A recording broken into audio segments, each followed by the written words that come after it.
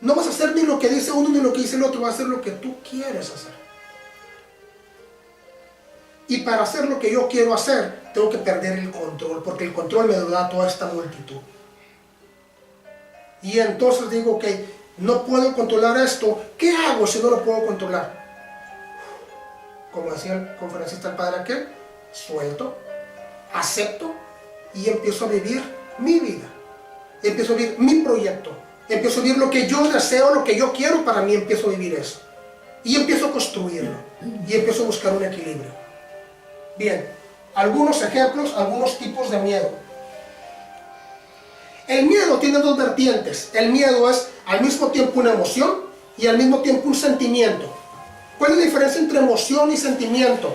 La única diferencia entre emoción y sentimiento es el tiempo. La emoción es algo instantáneo, es algo de momento, es una reacción generalmente. El sentimiento es algo que ya dura, algo que ya se queda y te lleva a actuar de esa misma manera ante distintos eventos. Esa es la diferencia. Bien, emoción, una reacción, y una reacción en 4 vertientes. Una reacción cognitiva. La primera interpretación que te viene a la mente. Está pasando esto, hay un perro allá, me puede morder.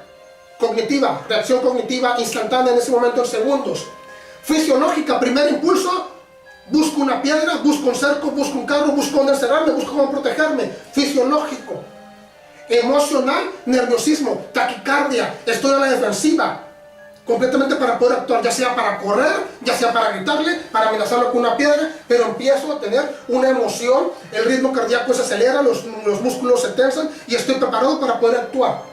Y conductual, recelo, a la defensiva, no dejo de mirarlo, empiezo a tratar de ver cómo actuar y me comporto de esta manera. Todo esto es una emoción, es una reacción.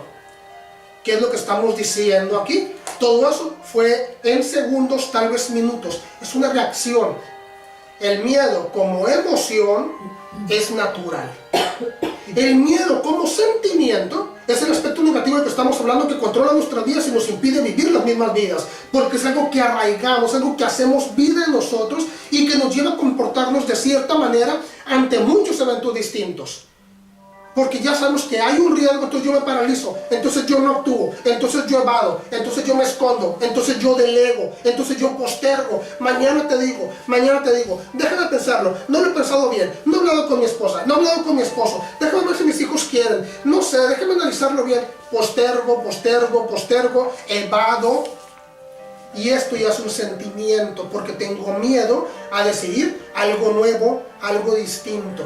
Diferencia entre emoción y sentimiento, sin embargo, el miedo puede convertirse en ambas. La emoción es algo natural. El sentimiento es algo que nosotros hacemos. Lo que mencionamos hace un momento, como por ejemplo, el dolor y el sufrimiento. El dolor es natural, es algo que no puedes evitar. El sufrimiento es opcional. Quedarte estancado en ese dolor, quedarte estancado, dejar de vivir, quedarte estancado en tus errores, quedarte estancado en la culpa, quedarte estancado en esa falta, quedarte estancado en ese pasado doloroso, cruel, injusto, de enojo, de ira, eso es opcional. Y pudiera llamarse masoquismo. Y entonces surgen más dichos: el que por su gusto muere, hasta la muerte le sabe. Entonces, pero decidimos quedarnos ahí. Opcional el sufrimiento, dolor natural. Bien.